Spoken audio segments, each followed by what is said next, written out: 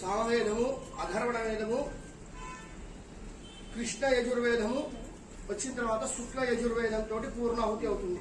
సరేనా?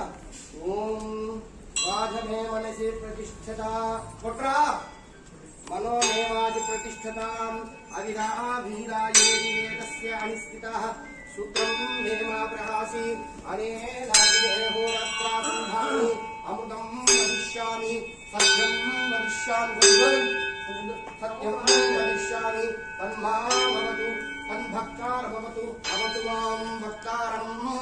ఓం శాంతి శాంతి శాంతి. ఇది ఋగ్వేద శాంతి మంత్రం అయిపోయింది. ఇప్పుడు సామవేదం ఆభ్యాయంతుమానుభాని వాక్ప్రాణి చక్షుస్తోత్రమిలో బలమింద్రయామి చ సర్వాణి సర్వం బ్రహ్మోపనిషదం మం బ్రహ్మనిరాకులాం మాం బ్రహ్మనిరాకులోత్ అనికాధ్యానస్తో నిరాకారణేషు తత్థాని తత్తాస్థాని జాతే యా ఉత్పైషు ధర్మాస్తి వయంతు మే సంతు వయ సంతు. ఓం శాంతి శాంతి శాంతి. ఇప్పుడు అధర్వణ వేదం. ఓం బ్రహ్మం కరణే శ్రీరామణ సుదేవయా దేవార్థం తస్యేమ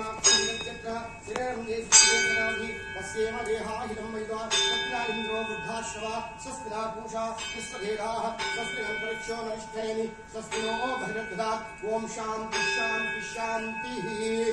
ఓం కృష్ణ యజుర్వేదం. యజుర్వేదంలో రెండు భాగాలు ఉంటాయి. ఇది కృష్ణ యజుర్వేదం. ఓం సహనా భవతు సహనౌ భునక్తు సహ వీర్యం కరవావహై తేజస్వినావధీతమస్తు మా వినాశై.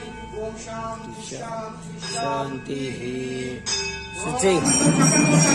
పెట్టండి.